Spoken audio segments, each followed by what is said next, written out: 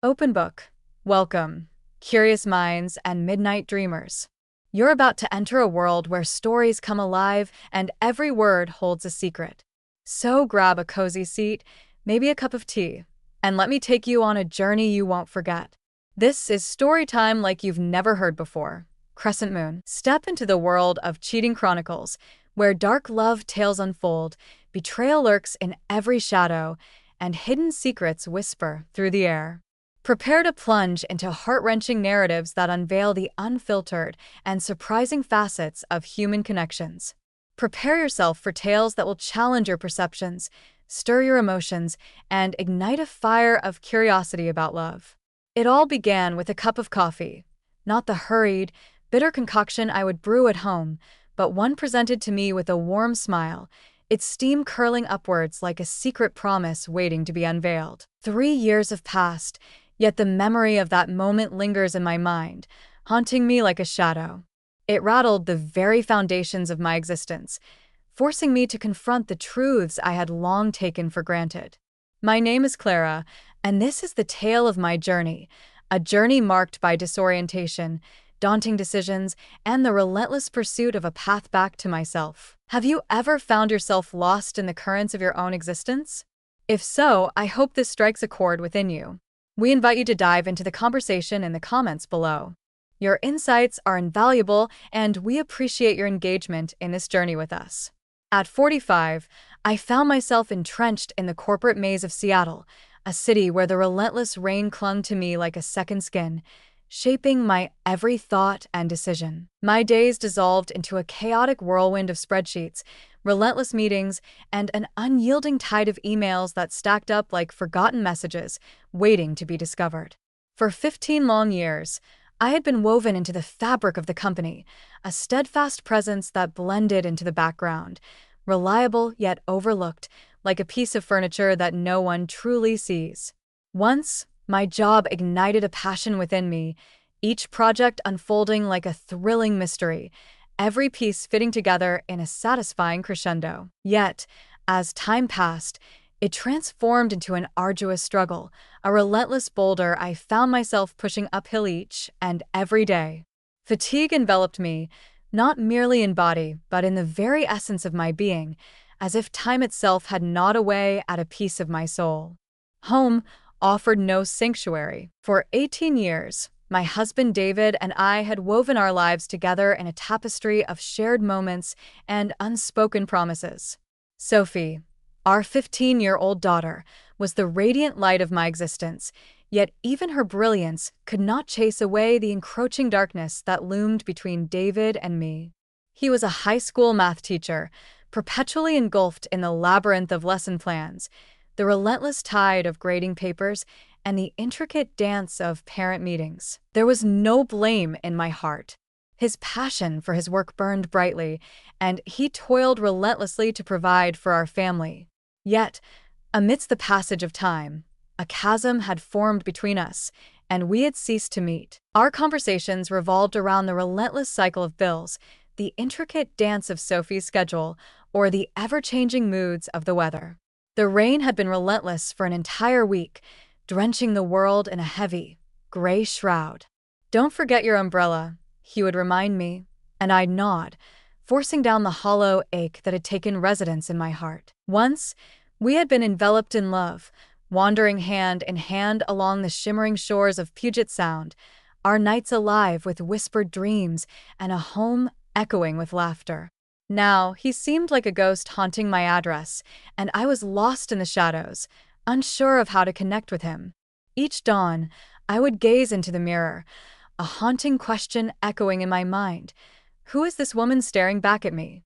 Silver threads intertwined with my chestnut locks, while deeper creases carved their stories around my eyes. Once, I was a dreamer, an art major immersed in a world of vibrant colors and boundless imagination. My canvases came alive with the promise of galleries and unrestrained creativity. But then, I laid down my brushes, opting for the security of a stable job to forge a family instead. Regret had no place in my heart when it came to Sophie. She was my everything, Yet I found myself questioning where I had lost my own essence in the shadows of our journey. Am I Clara, the wife? Clara, the mother, stood at the edge of the dimly lit room, her heart racing as shadows danced around her. The weight of her responsibilities pressed heavily on her shoulders, and the air crackled with unspoken tension. What secrets lay hidden beneath her calm facade? The night was thick with anticipation, and she could feel the world shifting beneath her. Clara, the one in charge? Where had Clara, the woman, gone? Then Nathan stepped into my world, a sudden gust slicing through the dull haze that had enveloped my existence. At 38, he was the fresh face in our marketing department, his laughter quick and infectious, while his eyes sparkled with untold tales waiting to be uncovered. He exuded a quiet charm, subtle yet inviting, like the gentle glow of a fire on a frigid night, beckoning you to draw near. He stepped into our team for a pivotal advertising campaign, and from that very first meeting, he captured my attention, not merely for his youth or striking looks, though those were undeniable, but because he truly listened when I spoke. He nodded, his eyes glinting with curiosity, probing deeper with questions that ignited a spark within me, making my ideas feel not just valid, but vital. In a world where I felt unseen, that was a lifeline. That IT began with an innocent whisper, like the first drops of rain heralding an impending storm. We toiled into the night on the campaign, our bodies bent over laptops in the dim office, encircled by a sea of takeout boxes and the relentless buzz of fluorescent lights. The long evenings transformed into the pinnacle of my days, each moment brimming with anticipation and wonder. Our conversations began with the weight of work, the pressure of looming deadlines, the intricacies of strategies, and the relentless demands of clients. Then the conversations meandered into the depths of existence.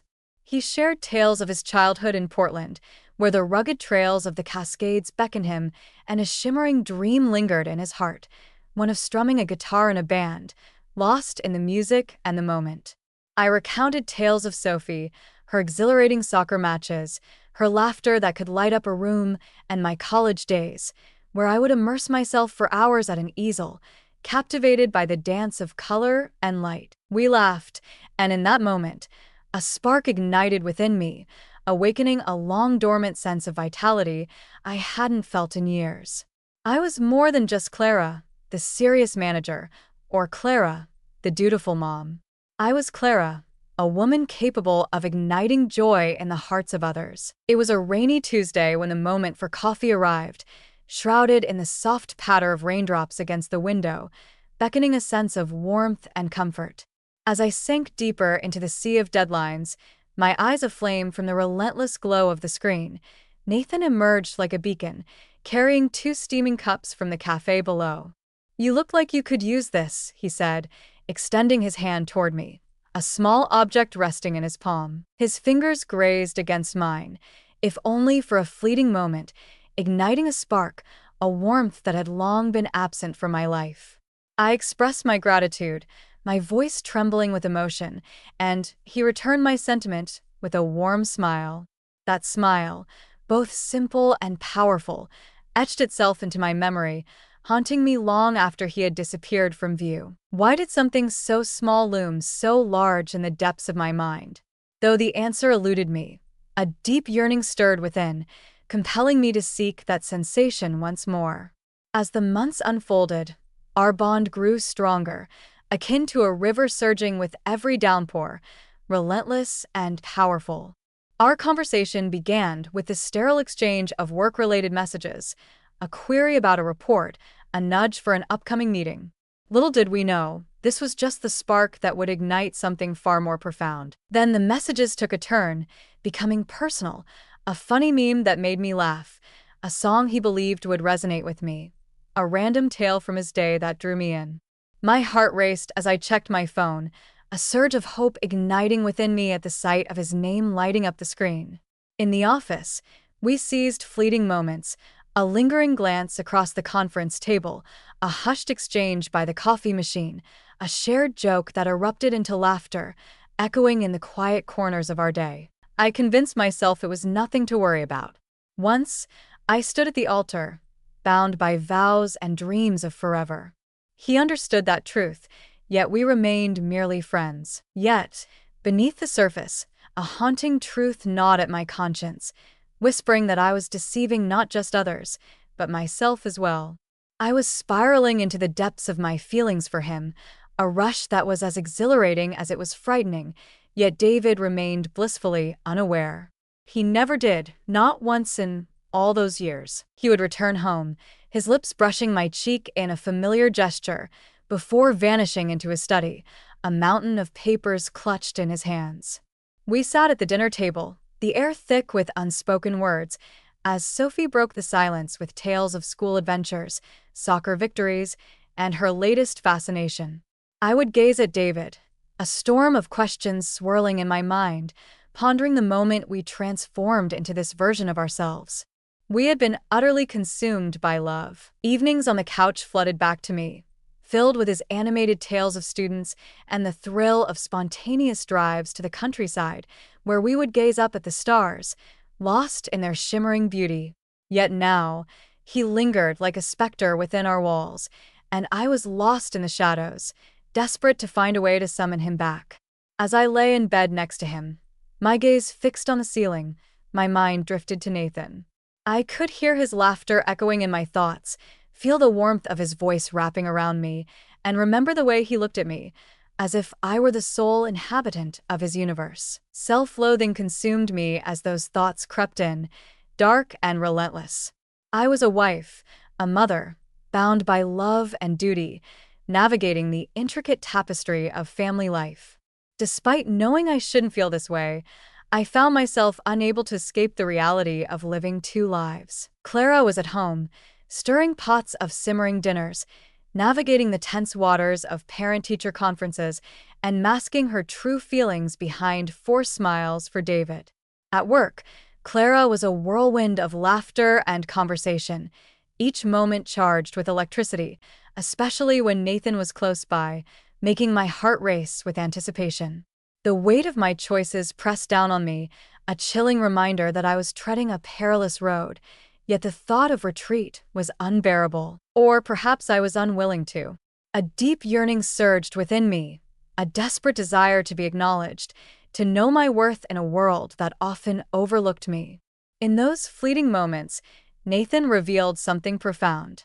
The turning point arrived unexpectedly during a work retreat nestled in the breathtaking Cascade Mountains, just a few hours' drive from the bustling heart of Seattle. Our team arrived at the lodge, a seemingly idyllic setting for a weekend of bonding, yet an unsettling feeling gripped me. It felt less like a retreat and more like a daunting challenge, one I feared I might not conquer. The lodge sat hidden within a dense forest, embraced by towering pines, where the crisp air whispered secrets and a lake lay still, reflecting the vast expanse of the sky above. The beauty enveloped me, stunning and surreal, yet I felt like an outsider, trapped in a role that had long since slipped from my grasp. Nathan stood there, an enigmatic figure whose very presence wove a tapestry of comfort and danger around him.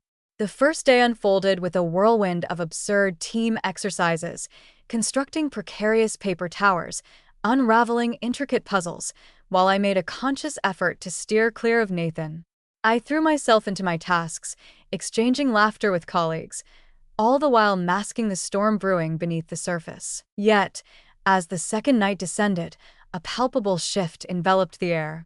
After dinner, while the others dispersed to their rooms or congregated in the common area, I quietly slipped away to the lake. I craved solitude, a stillness that would allow me to untangle the storm raging within my mind. The night was still, the water shimmering with silver ripples beneath the moon's watchful gaze. Suddenly, Nathan emerged from the shadows, a jacket draped over his arm and a warm, inviting smile illuminating his face. "Do you not feel the chill biting at your skin?" He extended his hand, presenting it to me with an air of anticipation. I shook my head, yet I couldn't resist the pull of the jacket, sensing his warmth seep through the fabric, wrapping around me like a lingering embrace. We perched on a weathered wooden bench, the lake glistening like 1,000 diamonds under the sun's embrace. The air was crisp, alive with the gentle caress of water lapping against the shore and the whispering rustle of leaves, creating an enchanting symphony of nature. We began to converse as we always had, but this time it felt different, deeper, more raw, more exposed. He shared with me the tale of a long-term relationship that unraveled, driven by his yearning for something beyond the mundane, a life infused with purpose and significance. I bared my soul, revealing the suffocating weight of my marriage, the long, restless nights spent in torment, questioning whether love still lingered in the shadows. Have you ever sensed that you're merely a spectator in a life that isn't truly yours? I asked, my voice quivering with uncertainty. He gazed at me, his eyes brimming with a profound understanding. He always insisted, "But, Clara, you deserve to be happy." Those words crashed over me like a wave, soft yet forceful. My heart raced, and in that instant, I yearned to bridge the gap between us, to experience something tangible and profound. As I envisioned his arms enveloping me, his lips brushing against mine, everything else began to dissolve into nothingness. But then Sophie's face surged into my thoughts, her radiant smile lighting up the darkness, her voice echoing, "Mom." In that moment, time stood still, and I felt the chill of fear grip my very being. I found myself paralyzed, unable to take that crucial step forward. I bore the weight of family responsibilities. I whispered a half-hearted excuse about needing sleep and dashed to my room, my heart pounding in my chest, abandoning Nathan by the shimmering lake. As I shut the door behind me, I pressed my back against the wall, breathless and trembling. Why did the path of righteousness cut so deep? In the aftermath of the retreat, I found myself grappling with the need to establish boundaries. I pulled away from Nathan, our messages reduced to the bare minimum of professionalism, and immersed myself in the warmth of my family. I whisked Sophie away to the movies, crafted intricate dinners that danced with flavor, and attempted to engage David in conversation, yet our exchanges frequently dissolved into an uncomfortable silence. Yet, with each attempt, Nathan's absence loomed larger, a haunting reminder of what was lost. His humor lingered in the air like a sweet melody, his warmth wrapping around me like a comforting blanket. I longed for the way he made me feel, as if I were the center of his universe, cherished and important. As I drifted into a reverie, visions of a life unfettered by obligations filled my mind, where my heart could soar in the freedom to love him without restraint. Those thoughts filled me with a deep loathing for who I had become. I was neither a cheater nor a liar. Or was I truly? It became impossible to ignore the heavy price this was exacting on me. In the heat of the office, I unleashed my frustration on my colleagues for the smallest of errors. My patience had frayed to a mere thread. Within the confines of my home, an invisible chasm grew between Sophie and me, her vibrant tales met with my indifferent nods, as if I were a mere ghost in her world. As the sun dipped below the horizon, casting a warm glow in the room, she turned to me with a concerned expression and asked, "Mom, are you okay? Something's been off with you lately." Her words struck like a sudden blow. She was acutely aware, yet David remained oblivious. I wrapped my arms around her, whispering that fatigue had settled deep within me. Yet deep within, I felt the fragments of my identity slipping away. 6 months after that first coffee, the breaking point arrived, shrouded in the shadows of a late-night work session. The office lay in silence, a hollow shell, while the city lights flickered like distant stars in the night sky. Nathan and I were on the brink of finalizing the campaign, our desks a chaotic battlefield of scattered papers and empty coffee cups, each one a testament to our relentless pursuit of perfection. After hours of relentless effort, a surge of triumph enveloped us as we finally reached our goal. "We accomplished it," Nathan spoke, his smile illuminating the room. We erupted in laughter, and in that fleeting moment of joy, he pulled me into a warm embrace. The embrace stretched on, his heat enveloping me, the rhythm of his heartbeat syncing with my own. My heart pounded in my chest, a frantic drumbeat warning me that if I didn't step back now, I would plunge into a darkness from which there would be no return. Then my gaze fell upon Sophie's photo resting on my desk, her gap-toothed grin radiating joy, her muddy soccer uniform a testament to her spirited play. And reality shattered like glass. I took a step back, my voice trembling with uncertainty. "Nathan, we can't," I breathed, my voice barely a whisper. His gaze locked onto mine, a storm of regret and understanding swirling in his expression. "I know," he murmured, his voice barely above a whisper. "I'm sorry, Clara. I never intended to complicate things." As he stepped out of the room, an oppressive silence enveloped the space, heavy and suffocating. I collapsed into my chair, my face hidden in my trembling hands, tears streaming down my cheeks, not for Nathan, but for the depths to which I had allowed this to spiral. My heart had drifted into uncharted territory, and now I was desperate to navigate my way home. That night, as I stepped through the door, my gaze fell upon David, and for the first time, I truly saw him. At the dining table, he sat surrounded by a sea of papers, the weight of each assignment pressing down on him. His glasses, barely clinging to the bridge of his nose, threatened to slip further as he leaned closer, lost in the labyrinth of red ink and scribbled notes. He was far from perfect, distant, often lost in his own world, and at times, thoughtless. Yet, he was the man who had weathered the storms of life alongside me, who had crafted a life intertwined with mine, and who had gifted me the light of our daughter, Sophie. Our marriage had frayed at the edges, but deep within, I unearthed a flicker of love for him, a love obscured by the weight of exhaustion and years of neglect. "Can we begin anew?" Uncertainty loomed over me, yet the urge to take that leap was undeniable. The following day, I summoned Nathan to the very cafe where our story first unfolded.